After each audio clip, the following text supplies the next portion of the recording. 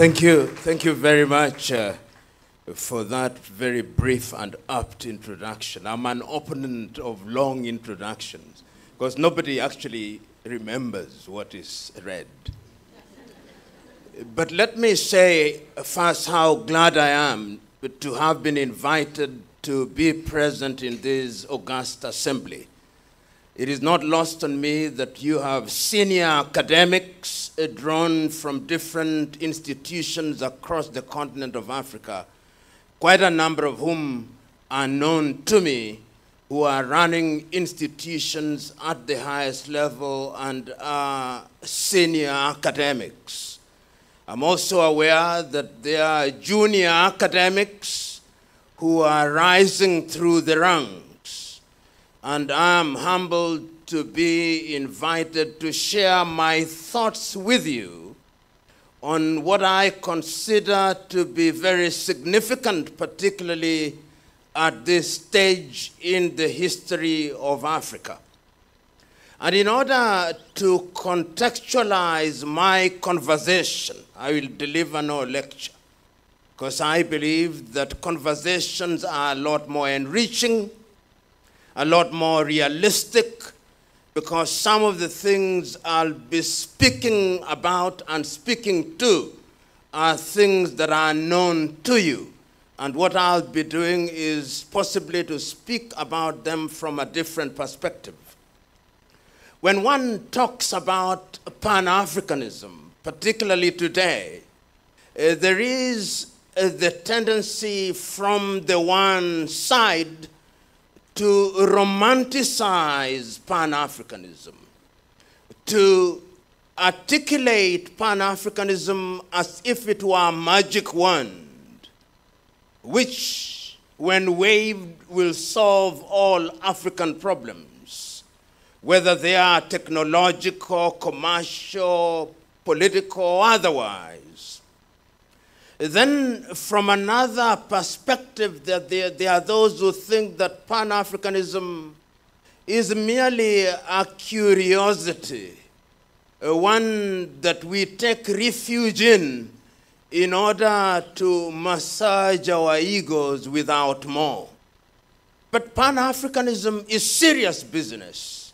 It is serious business because it helps to give us a worldview of what we can do in order to give Africa and Africans a sense of direction and a sense of esteem. And Pan-Africanism must be traced to its origins. And of course, one will not go to the period prior to the interaction between Africa and other civilizations. But there was some element of Pan-Africanism. And those of you who are familiar with the works of Cheikh Anta Diop will be familiar with his very able articulation of the state of Africa before the advent of the colonizers, before the advent of slavery, classical slavery as we know it. But we must, in the nature of things, have what I call a historical cut-off point, particularly when we want to contextualize our discourse in the arena of education generally and higher education specifically. You will be familiar with the very early ideas of the great Sylvester Williams of Antigua and Barbuda in the Caribbean, when the whole idea of Pan-Africanism was gaining traction in the middle part of the 19th century. Fundamentally, as a reaction to the manner in which the African had been treated during slavery and the manner in which the African was being treated during colonization. And in its very embryonic stages, one begins to hear Africans talking about education as they understood it then, as one of the key avenues via which liberation understood broadly could be achieved. That ignorance was not bliss.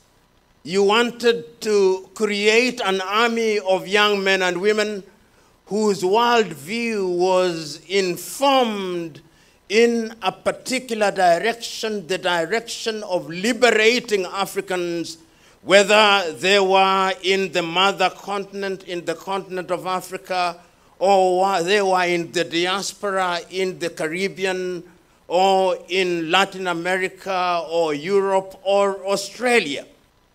And you will see the series of meetings that are then held during that period. And specifically, they are iconic interactions, because when the colonizer came into the continent of Africa, education was informed by the colonizer. So that if you went to the former Portuguese colonies, there was a very deliberate effort on the part of the Portuguese to recruit a cadre of individuals who would then be taken to Lisbon to be trained and to go back, whether it was Guinea-Bissau or to Angola or Cabo Verde or to Mozambique or to Brazil, in order to serve the colonial infrastructure. And there were very few recruited in that regard. And when one is talking about education in many countries, one can actually identify them, because they then became political leaders in their various countries and were involved in establishing educational institutions. You can talk about Agostinho Neto in Angola, and you will read his poems to understand how great a mind he was. You will talk about Amilcar Cabral in Guinea-Bissau and Cabo Verde. You'll talk about Eduardo Mondlane in Mozambique. And you come to the former French colonies, the same. And there are people from La Côte d'Ivoire here. You'll know that institutions such as the Sorbonne had specific faculties that were created for the purpose of recruiting young Africans, people like Leopold Sédar Senghor in Senegal, Félix Houphouët-Boigny. And these were individuals who were specifically identified and picked to go for what was fundamentally indoctrination. And of course, the British also did the same thing. And that is how you then understand how they were picked, whether you are talking about in countries such as Zambia, they would pick people like Kenneth David Kaunda. In Malawi, Kamuzu Hastings Banda. In Kenya, Jomo Kenyatta. In Tanzania, Julius Kambarage Nyerere, and one would go on and on. And even if you went to the apartheid regimes in South Africa, you'll find that individuals such as Nelson Mandela were directed towards Fort Hare. And Fort Hare was deliberately designed to train young people in order to support what was fundamentally a legal regime and a political regime that was meant to perpetuate itself. If you go to Namibia, and I'm mentioning these individuals because later they become the leaders who are involved in dealing with education in Africa. You go to Namibia, Sam Nujoma did not go to school very much, but he had his stint, and Ndimba Toivo, and one can count all of them. So that the Africa that you are talking about and the education that you are talking about is an education system that was designed to undergird the colonial system. Recently, I went to Zanzibar, and a young man was taking me through the stone town of Zanzibar, and he had the most amazing interpretation.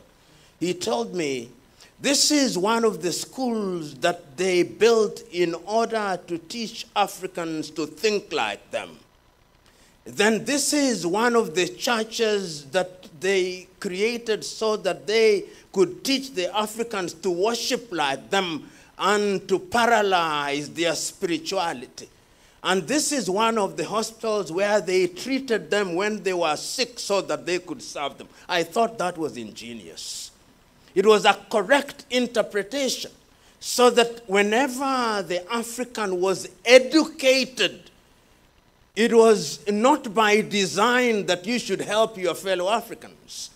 That was coincidental. You are simply an agent and a vessel for purposes of ensuring that you serve the colonial masters. The French and the Portuguese were more blatant. And the good professor from La Côte d'Ivoire will tell you that when they took people to the parades, one of the things they would do for the Africans to say, our ancestors, the Gauls. An African saying that their ancestors were the Gauls. And it is in that context that therefore you must understand when we are talking about the establishment of education facilities across the continent of Africa, universities were informed by that. Whether it was the University of East Africa with campuses in Kampala, Makerere for medicine, the Royal Technical College in Nairobi for engineering, the University of Dar es Salaam for law, and if you came here in Ghana when they established their Chimota College, and I want you to look at the founding instruments of Achimota and why they established Achimota, and they were doing that in King's College Budo in Uganda and later in Kisubi. The whole idea was to create an African man and woman who was fundamentally an automaton, designed to serve the master, designed to serve the puppeteer. He or she was meant to be a puppet. You know, this debate begins to crystallize a lot more visibly in the United States when you are talking about Pan-Africanism. Because the United States is grappling the black man has been released from slavery. They have been told that they would get 40 acres and 1 mule, which they never receive. They have recruited the Uncle Toms, and they are persuading the black people at that time that what you need are a set of skills. Be a good plumber. Be a good electrician. And in the United States, you begin to see a battle and two streams.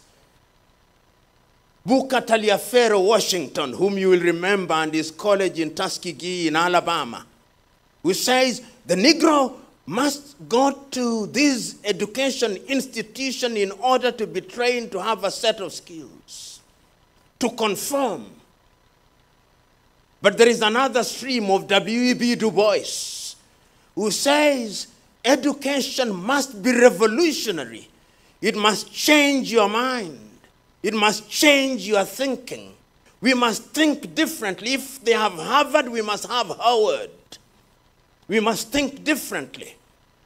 And at that time, a young South African is also visiting and learning in the United States of America. People never talk about him as much as they should. Pixley Kaisaka Seme. Many people don't know, but there is a book written about him as the founder of the African National Congress. Pixley Kaisaka Seme is then a student at the University of Columbia, and he delivers one of the most iconic speeches ever delivered by an African in the month of April 1906, the regeneration of Africa. And I commend it to you. He says at that time, and I paraphrase rather than quote Pixley Kaisaka Seme, that Africa must rise again. It must rise from the morass of confusion in which she finds herself. And it is not lost on me that Pixley delivers that lecture in the year 1906. And in 1912, the African National Congress is then founded in South Africa, with Pixley Kaisaka Seme and Sir Albert Luthuli as some of the leading lights, and of course, Governor Mbeki and others. They are beginning to recognize that education is important. At that time, you also see other Africans going to the United States. Nnamdi Azikiwe of Nigeria, Zik of Africa, to Lincoln College in the United States of America. Kwame Nkrumah is also going to school at that time. Mwalimu Nyerere is in Edinburgh. Kamuzu Banda is also in Edinburgh. People are going. Africa is beginning to see education as something that is important. James Kwejir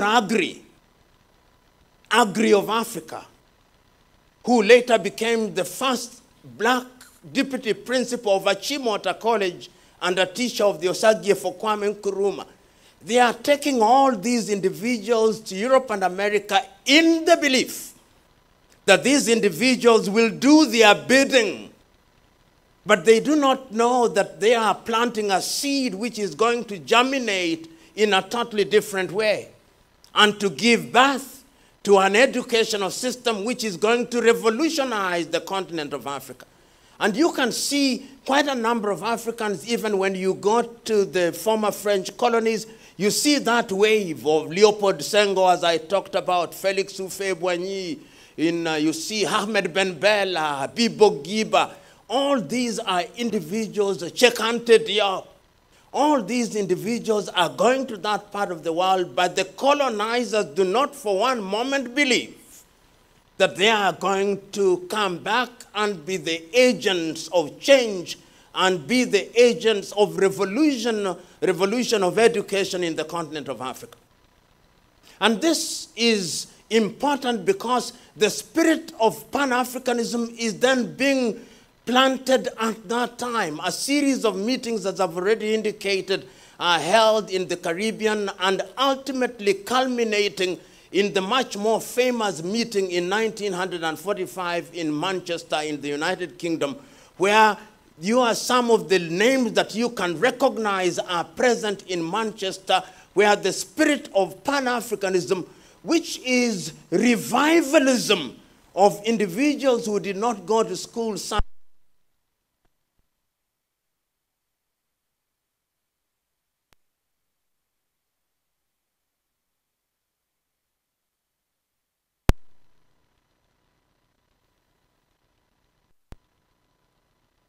I want us to see education from a totally different perspective.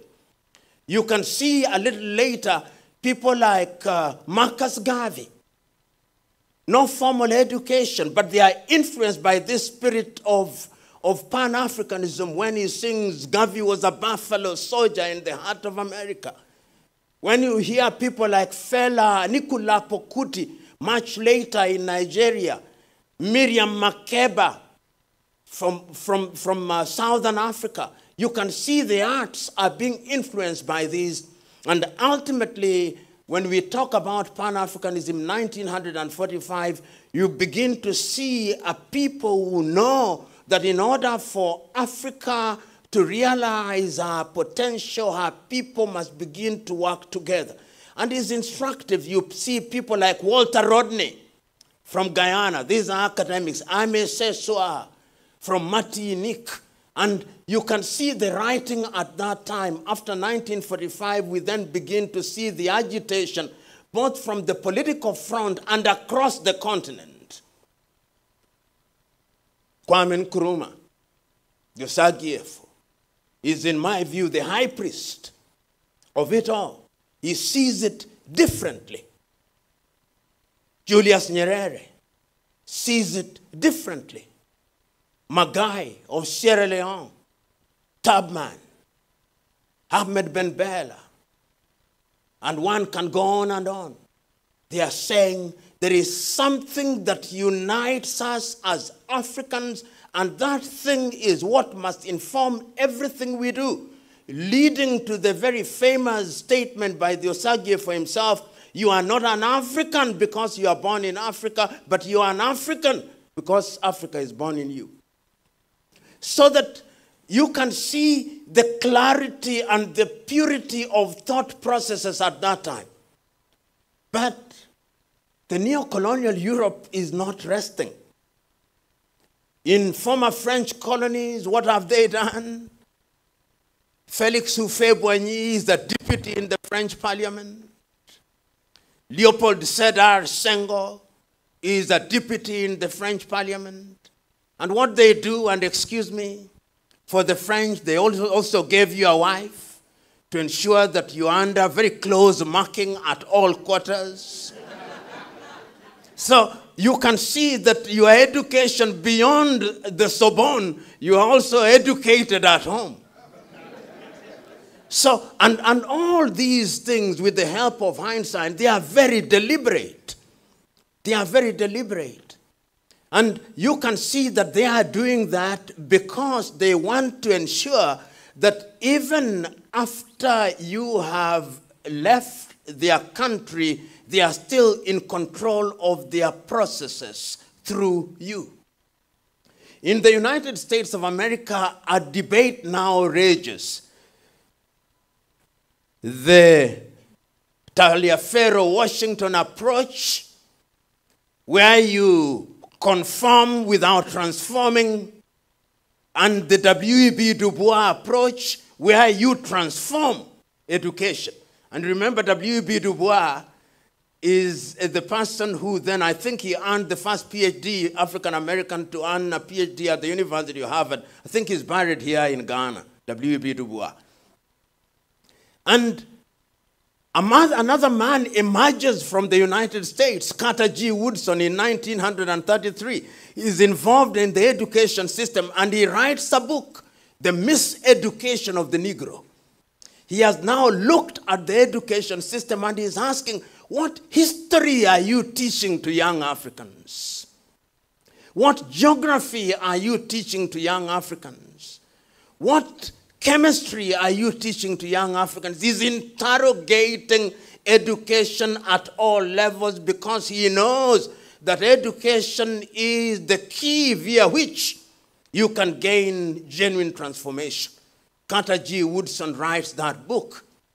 But in 1933, outside of the United States of America, outside of the Caribbean, into the continent of Africa, we are already beginning to see agitation to regain independence, to become masters of our own affairs. It starts very early, through various movements which are led by unschooled people, unschooled from the Western perspective. Agitation about land rights, because these are going to become important later, even at the university. The Mau Mau movement in Kenya, the Hehe Rebellion in Uganda in the 1990s, Omuka Makabarega of the Bunyoro Kitara Empire. Here in West Africa, we see the resistance in Benin, and we see the resistance among the Yoruba people, the Temne and the Mende in Sierra Leone. So there is activity across the continent culminating in the formation of political organization, paradoxically and ironically by the people who are trained in Europe and whom they thought would be their agents, giving meaning to what is written by Kenya's Ngugi wa Thiong'o in his book, The River Between, when he instructs his chief character, Waiyaki, go unto the white man and learn what he teaches you, but come back and do the right thing. You can see that the impact is also in the literature of it. So when you look at the books that are being written at that time in the 1950s, whether it is Chinua who is writing, whether it's Sembene Otsman who is writing, whether it's Peter Abrahams who is writing, whether it's Alan Patton who is writing, you can see there is something about the writing at that time which is informing how you are going to organize yourselves. And when Nkrumah comes back to Ghana, invited by the UGCC, he finds a few conservatives, because there'll always be such, who think that the slave master's house is fine. Just make it a little better. And as one wise man said, one of the greatest danger, the most dangerous things is to have a happy slave. And as Malcolm X puts in his analogy of the house Negro and the field Negro, he says, the house Negro, when the master's house is burning, he says, our house is burning. But the field Negro says, let it burn down. So you can see, even within the educated class, the quality of education has affected people differently.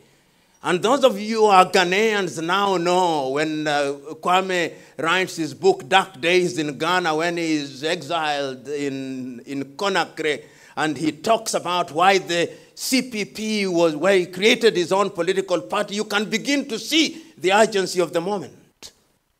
And it's not only happening there, it is happening in different parts of the world.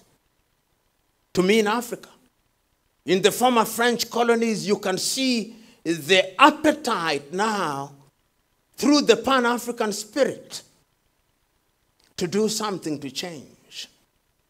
We fight and regain independence, and it's never lost on me that is those who are Western educated of whatever kind who are in the forefront of the struggle for independence. In South Africa, as I've already stated, it starts with Kaisa Kaseme, it starts with Lutuli. The other ones take it over, Nelson Mandela, and people like Mbeki a little later take it over. You go to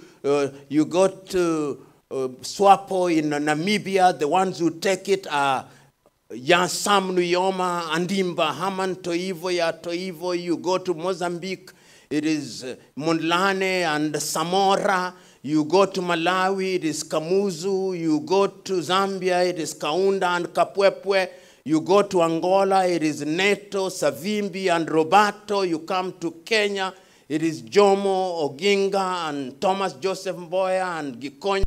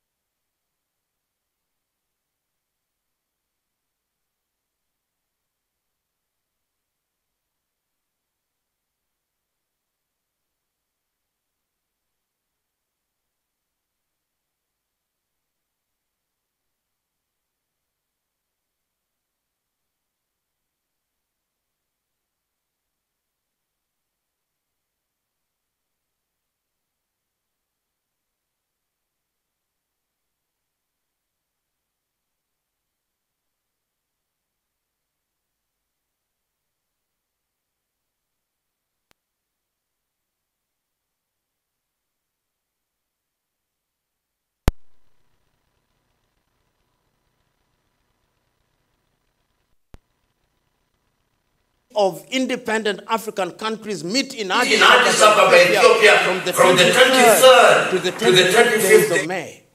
The agenda is loaded. Kwame is clear, but it must always be remembered that people meet in Addis Ababa when Africa is split into two ideologically on all things.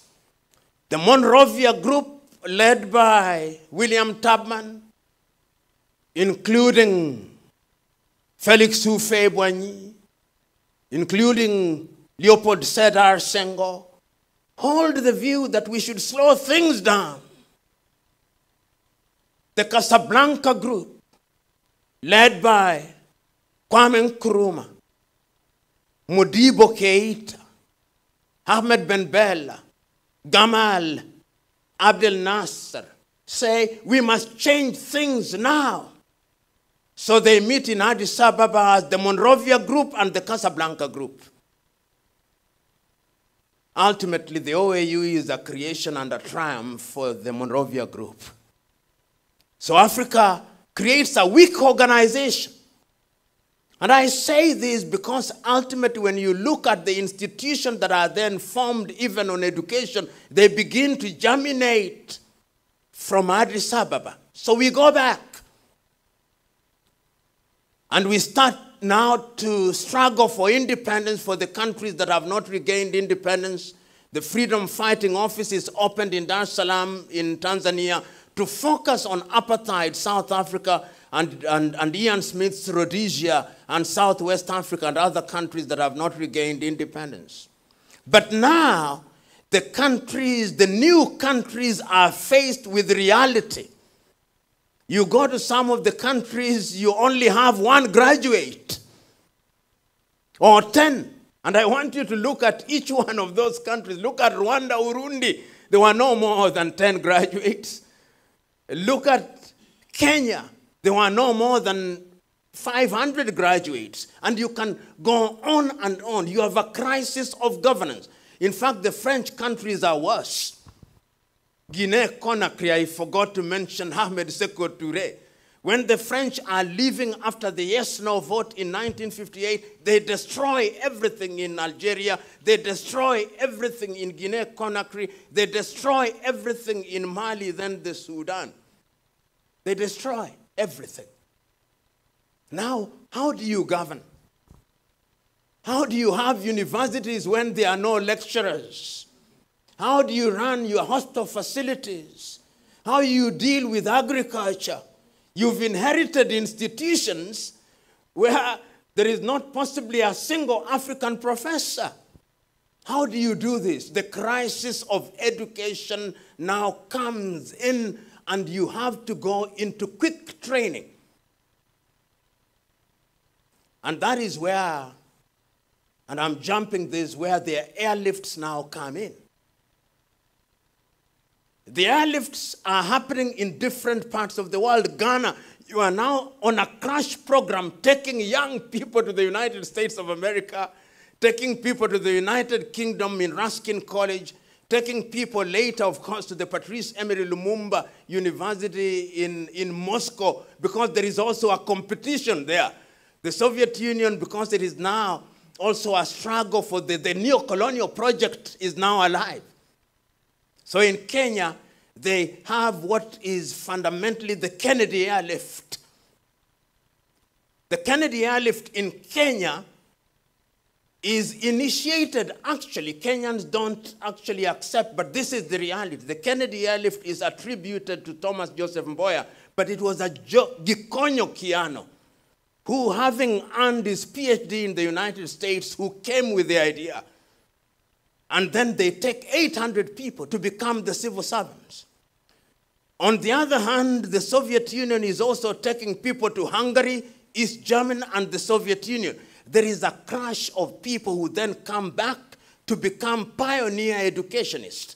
And you see it in Tanzania, you see it in different ways. And I say that we may understand the Pan-African component of education and the ever-present hand of the neo-colonizer in the entire arrangement. So those of you who went to the Soviet Union, you come in, once again, you always went there, and they came with Russian girls who are watching them very closely. And if you look very closely, out of 10, 7 were married to Russian girls or East German girls. Those who go to the United States, and for the ladies, of course, you are a little bit more discreet, so you never came with the men. But for the men, you find they come up either with the Caucasian or African Americans. But you can see the process of indoctrination is alive and well. So when they come back, they begin to populate our universities. And the universities are organized in a manner, as I said a little earlier, the East African University in Dar es Salaam, or rather in Kenya and Tanzania and Uganda, you now have specialty. It's called the University of East Africa. That is what we inherit. How do we deal with the University of East Africa? They were specialized. And I said a little earlier, some countries don't have a university at all. You are in Rhodesia, you are in Nyasaland, you are in Zambia. You begin to create universities. You create the University of Zambia. You are in Rwanda, Urundi. You create a university. You find yourself in the Democratic Republic of Congo, which immediately after 1961, there is a problem. How do you create a university? You are Dauda Kairaba Jawara in Gambia. You create a university. The only place you can go to is in Dakar, Senegal. You are in La Côte d'Ivoire. You are in all those countries. How do you create the university and who runs them? And many of you will remember that the first vice chancellors were foreigners for good reason. Some of you are here, you are there at that time, either as graduate assistants or tutorial fellows. Which books are you reading? Are they Pan-African books? Are these Pan-Africanism still alive and well at that time? Because Pan-Africanism also demands, among other things, that the training is directed in a particular way. And you can see major activity. The Ghanaians will know when the Osagyefo comes, is in a hurry. Wibena. We never rather. Education is given its pride of place. When in 1969 is instituting the Kwame Nkrumah University Institute, which is now the Kwame Nkrumah University. And I want you to read his speech on that day about university education. He is telling Ghanaians, Ghana needs a new kind of man who thinks differently. And he is active across the continent of Africa. He says, we do a Kosombo Dam because we want engineers, we want electricity. He is telling Tubman in Liberia, don't sell your rubber. We tell Firestone, tires must be made here, therefore we need engineers. Train doctors here. That is the Osagyefo. Pan-Africanist to the hilt. Nyerere, being interviewed in 1967 about education, he says, the education system I've inherited here treats and creates an African man or woman whose greatest desire is to run away from his Africanness. We must change that.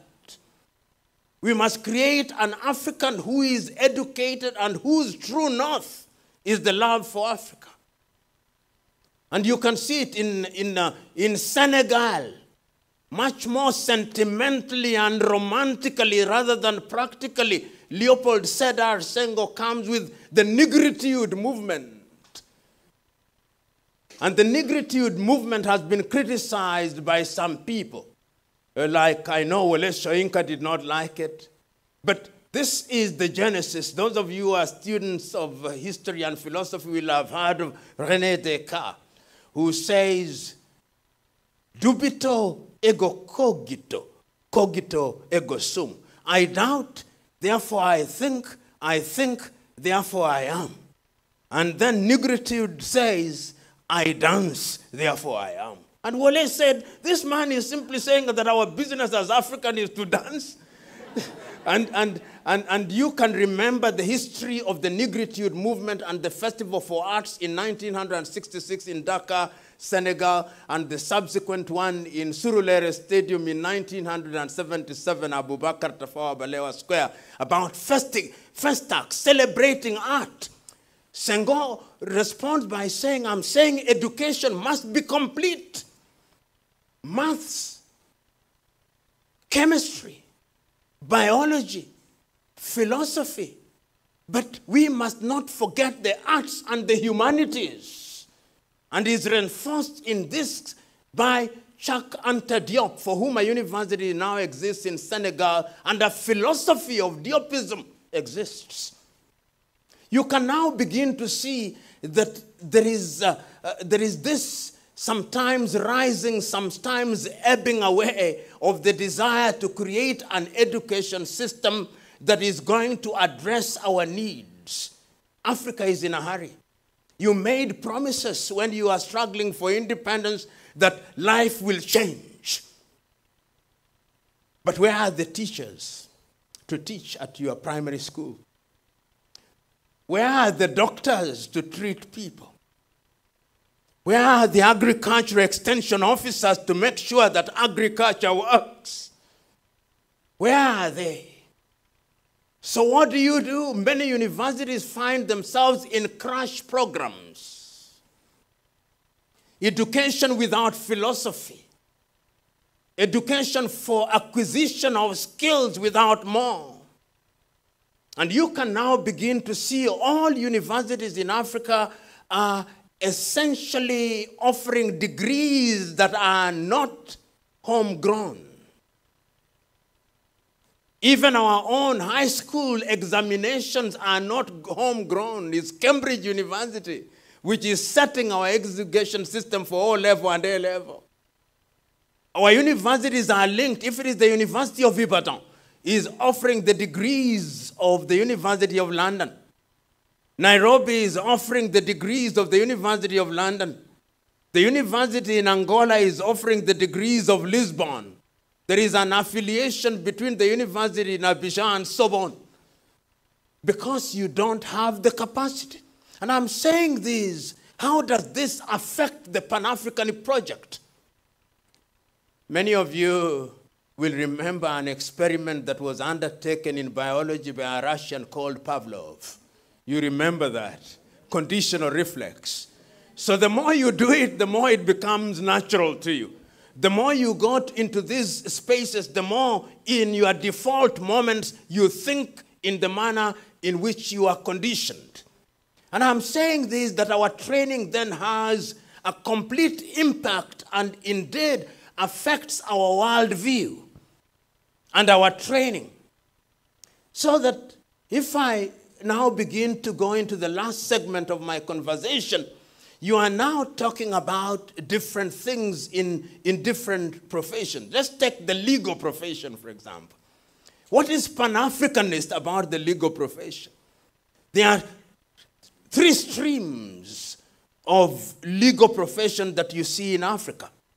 There is the continental civil law system, which is unique to the French system, has elements of it in the former Portuguese colonies, the single former Spanish colony called Napoleon, derived from that tradition. That is the civil law system. And we say gleefully, we now are in our legal system independent, complete with how they dress, like Father Christmas. Then you have the common law system, which is derived from the law, the reception date, 12th of August, 1897, when we received the common law, and we are very happy about it. And even in Ghana, you can still see how your judges dress, Father Christmas and now Mother Christmas, complete with our speakers. Common law. Then when you go south, the other tradition is Dutch Roman. So what is Pan-African about all these? Nothing Pan-African about all these. And we say that African customary law is only applicable to the extent that it is not repugnant to justice and morality. Whose morality we do not say, but we know. So you can see how that kind of training does not allow you to have a Pan-Africanist view and a Pan-Africanist concept of justice. When we come to land tenure systems, here in Ghana, for example, you had land tenure systems in the different communities. You are now being told that we have imported a system of land tenure system from Torrens system in Australia to be applied here. You can now begin to see, and I say this because it is contemporary, even as I speak. I remember a case that was tried in Tanzania by a West African, I think he's Guyanese, Telford Georges. He was then the Chief Justice of Tanzania immediately after independence. And a Tanzanian man was charged with the offense of bigamy. And the offense, of course, when you are found guilty, you are then jailed, because the law said that marriage is the union of one man and one woman to the exclusion of all others.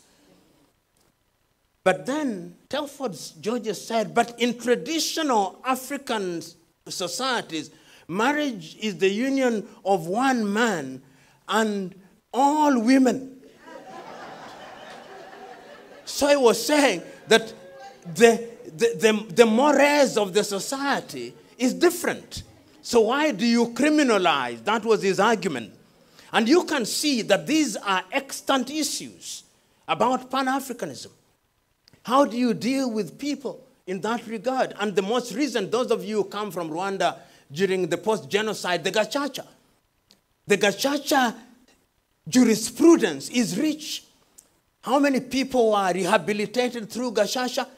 Hundreds of thousands. How many people has the Rwanda tribunal in Arusha tried? Not more than 10. And recently, Felicien Kabuga has no responsibility. Another one is arrested. How many years since the genocide? Can they go back into their societies? They cannot go back. Those who came to the Gacaca, are they back in communities? Yes. Pan-African. Is it homogeneous? No. It is unique. What is applicable amongst the Asante is not necessarily so amongst the Zulu. Unity in diversity. That is in the area of law. Medicine. Recently, what are we teaching in our medical schools? Is there something Pan-African about it? No. The greatest claim to fame of an African doctor is that I went to the London School of Tropical Medicine. And when they say it, they shake their head. Is there anything wrong with it? But I am urging you, if you ever want to get sick in Europe, don't have malaria. Choose another disease. Because you then become a medical curiosity. They don't know how to deal with it. I'm sure some of you have found themselves in such a space. They don't. But are we undertaking research here? Right now in Africa, the greatest, the most famous research that is going on malaria vaccine is by the University of Oxford. They are funding it. It is we who should be funding that because it is something that is common to us. Herbal medicine. Have we mainstreamed herbal medicine? No. Last year, you know, a number of children died out of cough syrup in Gambia. Many of them out of some cough syrup medicine that was made in India, and the government of the Gambia has now hired an American law firm to represent them. I'm still talking about Pan-Africanism. So you can see, and recently during COVID, you could see when the Malagasy Institute of Applied Science came up with a medication, COVID organic. How many ordered it? Only 2 countries. 3, I think. John Joseph Magufuli in Tanzania, Equatorial Guinea, and I think Ghana doubled with it. But we have more faith in AstraZeneca, Moderna, Sputnik. And I asked at one time, does the Bureau of Standardization in any of our African countries have a standard for those vaccines? No. And why have you all been vaccinated? By faith. By faith. Because you don't know. So you can see that, but herbal medicine, and I'm saying this because this is Pan-Africanist. You go to India and look at Ayurveda, mainstreamed. They have mainstreamed their own medication. And people now go to health farms in India and Kerala. You go to China, they have mainstreamed their own medication. But you talk about African medicine, that was witch doctors. Our African doctors are witch doctors.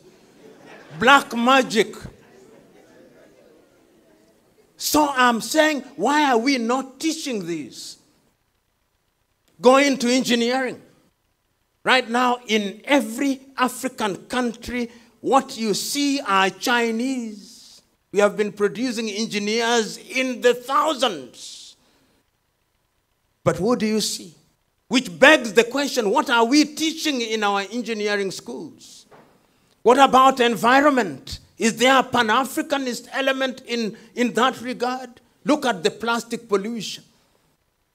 Look at our own contribution to the COP and climate change.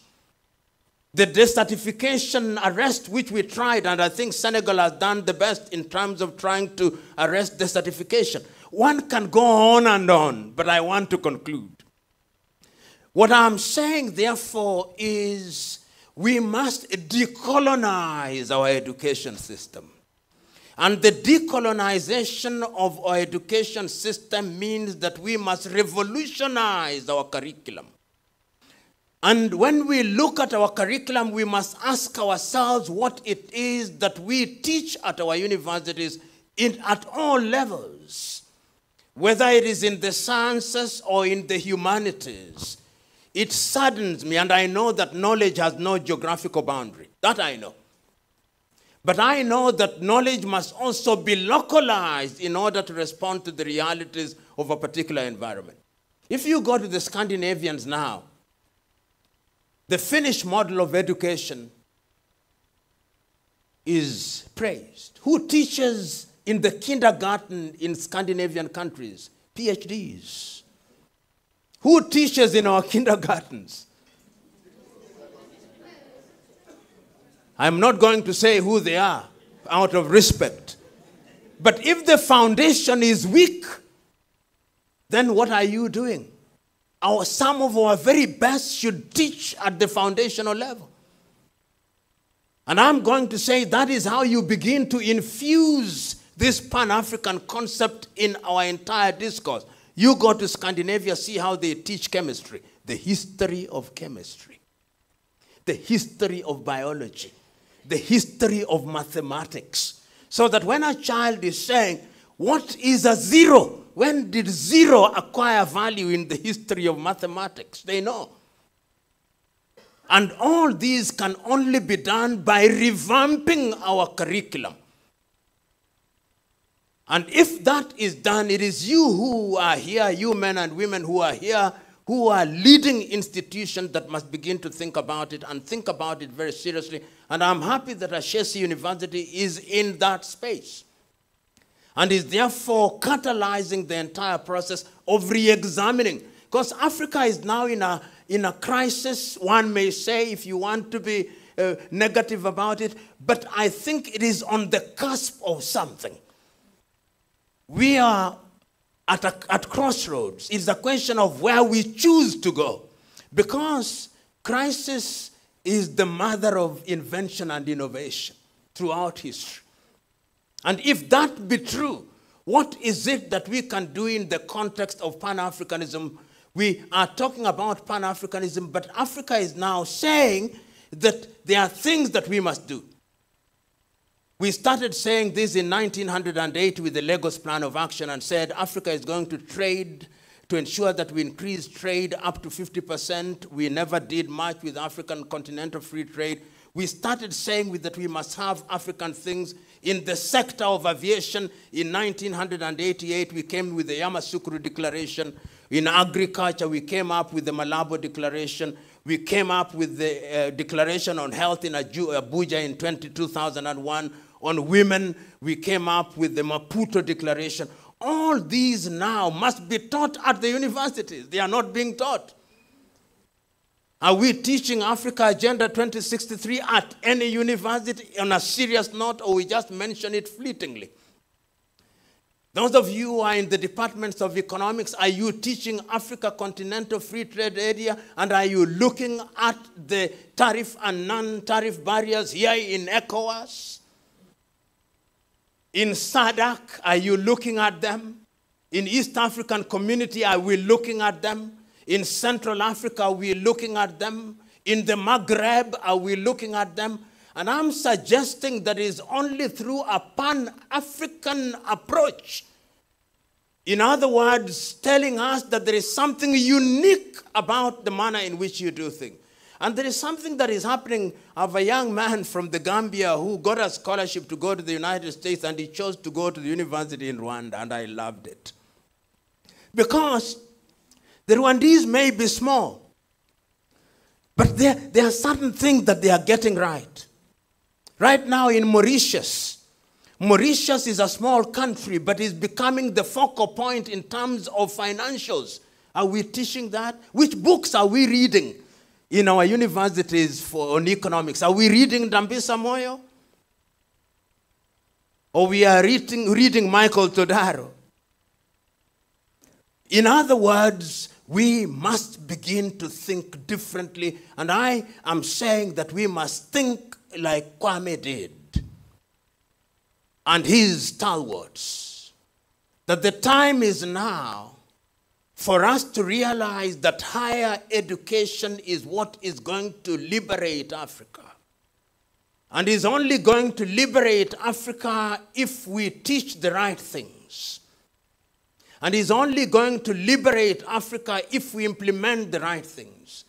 And that is why I understand James Eman Kwejir Agri of Africa, who one day at a class, he came, and I paraphrase, and told his audience that one time a farmer, a naturalist, was walking in the forest, and he picked the young of an eagle and took it home.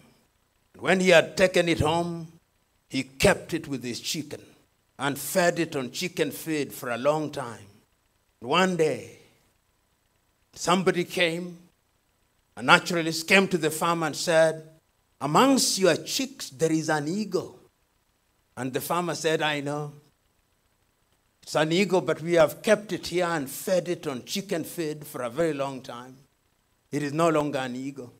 It is chicken." And the naturalist said, "No. Once you are an eagle, you are always an eagle. Let us try and see if it has some eaglehood remaining in it." And he put it on the palm of his hands and urged it to fly, and it refused to fly. And the farmer said, "I told you. It was once an eagle, but it's no longer an eagle. We have fed it on chicken feed for too long." The naturalist came again and said, "No, it is an eagle." So he put it on the palm of his hand, facing the sun, and it flew and flew, and he looked at the farmer and said, "No matter how long you feed an eagle on chicken feed, its eaglehood doesn't die. It may remember to come back to the chicken, but it is always an eagle." Africa is in that space. Let us be the eagle that James Eman Kwejir Agri talked about. Thank you.